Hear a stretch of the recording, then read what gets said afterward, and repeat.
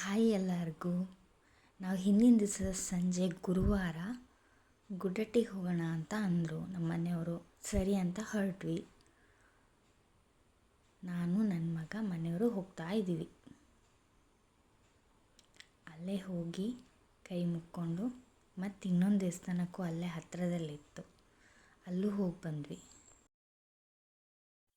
ನಂತರ ಮಾರನೇ ದಿವಸ ಬೆಳಿಗ್ಗೆ ಇವರೆಲ್ಲ ಎನಿ ಟೈಮ್ ಬರ್ತಾರಂತಾನೆ ಸ್ವಲ್ಪ ತಿಂಡಿ ಎಲ್ಲ ಹಾಕಿರ್ತೀನಿ, ಚೆಂದ ಮಾಡಿ ತಿಂದ್ಕೊಂಡು ಹೋಗ್ತಾರೆ. ಇದು ಶುಕ್ರವಾರ.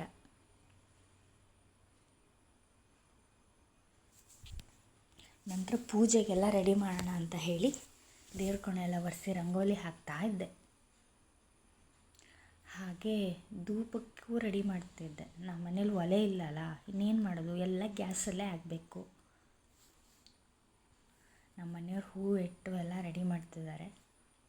ನಾನು ಹೊರಗಡೆ ಹೊಸಲೆಲ್ಲ ಒರೆಸೋಣ ಅಂತ ಬಂದೆ.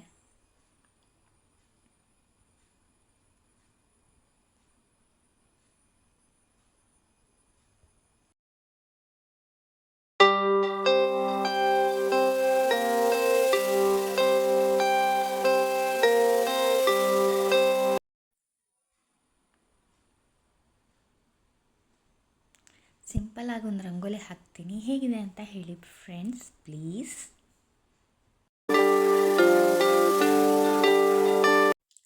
ಬಾಗಿಲಿಗೆ ನಾನು ಓಂ ಅಂತೆಲ್ಲ ಬರಿತೀನಿ. ತುಳಸಿಗೆ ಅರ್ಶಿನ ಕುಂಕುಮ ಹಚ್ಚಿದೆ.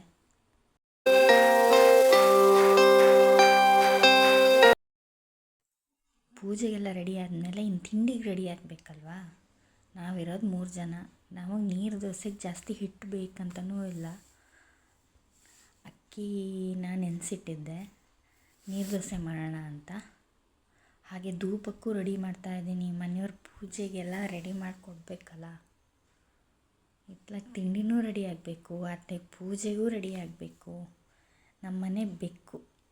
ಹಾಗೆ ಉಪ್ಪು ಲವಂಗ ಹಾಕಿ ಇಡ್ತೀವಿ ನಾವು ಮನೆಯಲ್ಲಿ. ಲಾಸ್ಟ್ ಪೂಜೆ